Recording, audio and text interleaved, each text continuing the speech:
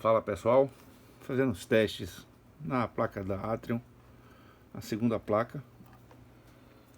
Fiz toda a montagem, isoladores de silicone, tudo conforme aí o projeto. Quem não sabe, gente, o Atrium 1200 é o projeto base, é do Dr. Marshall Leach, duplo par diferencial. O que foi feito aqui simplesmente foi melhoria de alguns circuitos, a meu ver, é claro. Fiz algumas inserções de algumas fontes estabilizadas para melhorar o desempenho do amplificador, principalmente em alta. Quando você tem aquele som grave, onde puxa muita corrente do amplificador, normalmente em amplificadores que tem uma fonte pequena, falo da filtragem, você não consegue segurar, né, a distorção de 60 Hz, né, da rede elétrica. 60 ou 50, dependendo do local que você esteja. Aqui no Brasil é 60, acho que na Europa é 50. Então o amplificador está em teste, deixo ele ligado um tempo, até ele estabilizar o bias. O bias dele está bastante estável. O que eu modifiquei do primeiro amplificador que eu havia feito foi o circuito de bias, e eu inseri reguladores série, e esse modelo ele tem duas fontes de corrente constantes, dois VAS, dois pares diferencial, que característica o amplificador do Dr. Marshall Leach, né? Ele tem aí capacidade de colocar até 5 pares, que é o lado NPN, que é o lado PNP. Os drives também ficam acoplados termicamente ao dissipador. Eu não gosto muito desse tipo de configuração, porque caso ocorra um aumento de temperatura no dissipador, por uma falha de refrigeração, ele vai aquecer também os drives. Então com isso, vai precisar que seja feito um multiplicador de VBE bastante atuante. Então eu tenho algumas redundâncias de proteção. Primeiro que eu coloco ele aqui, né? Mas eu estou utilizando parafusos de nylon, além de isolar o contato elétrico do transistor, né? Essa parte aí que vocês estão vendo, metálica. Também serve como não condutor de temperatura, ou seja, influenciar a temperatura do próprio dissipador nele. Então isso evita bastante a avalanche térmica. Se bem que eu ainda gostaria de manter eles separados. Na placa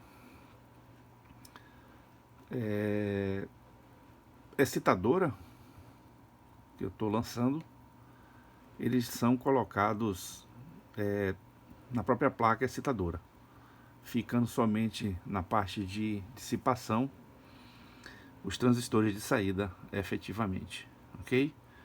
Esse dissipador, gente, ele é bem dimensionado, tá? Ele tem aproximadamente aqui 26 centímetros de comprimento. A placa tem 25, né? Tem ainda umas sobrazinhas. Então esse dissipador, ele está adequado aqui para essas duas unidades. Essa primeira aqui já foi testada, né? Vocês já viram ela funcionar. Essa aqui eu fiz a limpeza hoje da placa. Fiz a fixação dos parafusos, vou botar trava para que não ocorra folga, né? Então é bom sempre colocar essa arruela entre o parafuso e o componente, porque você aumenta o poder de fixação, né? O torque em cima do componente. Então, gente, o amplificador já está funcionando. Vou mostrar para vocês aqui agora. Eu estou alimentando ele com 35, 0,35 ou 33, desculpa, pessoal, 33. Ali é a corrente de repouso dele, 0,02. E agora a gente vai fazer aqui a verificação da forma de onda do... Você vê que bem simétrico o amplificador. E a forma de você tratar as medições, né? No caso de velocidade, você vê um amplificador que você tem uma onda quadrada perfeita, ok? Então o tempo de subida e descida é relativamente rápido. Para um amplificador de potência, gente, isso aí melhora bastante para os sons agudos e médios, tá? O som grave é mais fácil de ser trabalhado porque você não precisa de certa velocidade dos transistores. E vamos verificar aqui agora a simetria dele. Você vê que é bastante simétrico. Observa aí o ceifamento da onda triangular. Então, o amplificador está bem calibrado. Eu acredito que dê para ter bons resultados com sonorização profissional. E o gostoso é esse aí, ó. O amplificador ele repõe rapidamente a corrente de repouso. Essa placa, gente, vocês podem utilizar ela com 3 pares. Se você for utilizar com a tensão até de 75 volts simétricos, ok? Mas aí você tem que ajustar o amplificador, ok? É só um ajuste simples, né? Esse ajuste aqui é que dosa a simetria ou corrente de offset do amplificador. Então, normalmente, quando você compra ele ajustado aqui comigo, ele sai sem esse trimpote aqui. Por quê? Porque ele já sai preparado para tensão máxima de operação, que é mais ou menos 95 volts, ok? Eu vou substituir os capacitores do circuito de filtro. Esses capacitores todos estão para 100 volts, mas como está bem próximo aí do limite de 95, eu vou aumentar para 160 volts, ok? Esses são os capacitores, gente, em cascata, a gente chama do filtro de linha. Então isso evita a oscilação, a variação da tensão quando você tem aquele som grave mais encorpado. Então o capacitor ele tem a retenção da energia, né, por alguns instantes, e tem um diodo que evita que ela escoe para os transistores de saída. Eu estou com a segunda placa, que é com alimentação dupla, ou seja, eu tenho uma alimentação para os transistores de saída, separado das tensões, né, do VAS e do par diferencial. Por que isso? Porque o VAS, ele tem uma tensão estabilizada, ok? Você vai ter recursos mais desejáveis no... Recursos não, você vai ter mais qualidade, principalmente quando ele estiver trabalhando em alta, dá aquele som pesado, grave, aquela batida. Então você não vai ouvir o ruído de 60 Hz, né? Que quando você ultrapassa o limite da fonte, a tensão cai, e quando você cai, você destabiliza o VAS. Então você desregula o bias, desregula o par diferencial. Ele não é envolvido nisso, porque ele tem uma segunda fonte de corrente constante para ele, exclusivamente para ele. Então eles trabalham aqui com a tensão de 30 volts, mais ou menos 30 volts, né? Nesse par diferencial, nesse. E os VAS trabalham com a tensão de 95 volts. Isso se você alimentar ele com 95 volts, claro. A limite para esse amplificador é você trabalhar até com 3 pares. Você pode trabalhar com 4 pares, né? Tirando esse do meio para ficar simétrico. fica um bom visual, ou trabalhar com 5 pares também. Isso aí você pode utilizar essa placa no nosso SA5, SA4, SA3, que utiliza a mesma placa, só reduzindo o número de transistores de saída. Embora seja uma placa tradicional, né, que a gente chama, nós temos aí um diferencial muito grande em relação ao projeto da Cygnus, ok, gente? Então tem alguns recursos que eu instalei no amplificador, né? Inclusive são recursos que a maioria de vocês já conhece, principalmente quem faz manutenção desses amplificadores, né, da Cygnus. E um detalhe, aqui é fácil você desativar o VI Limiter. Eu recomendo o VI Limiter se você for trabalhar em sonorização profissional, né, porque ele sai calibrado aqui na minha mão, né, tô falando dessa placa, justamente para quando estiver no limite máximo ele começar a dar o corte dos transistores. Então, se você for fazer manutenção em qualquer amplificador que tiver VI Limiter e fizer essa substituição aqui dos resistores de emissor, você tem que colocar exatamente o que o fabricante colocou. Se você botar um resistor com um valor ohmico maior, você vai habilitar o VI Limiter mais cedo. E se você botar ele menor, ele vai retardar o efeito do VI Limiter. Então tem que ter cuidado com alguns critérios, né? Principalmente onde você utiliza o VI Limiter, porque ele mal calibrado, ele estraga a dinâmica do áudio.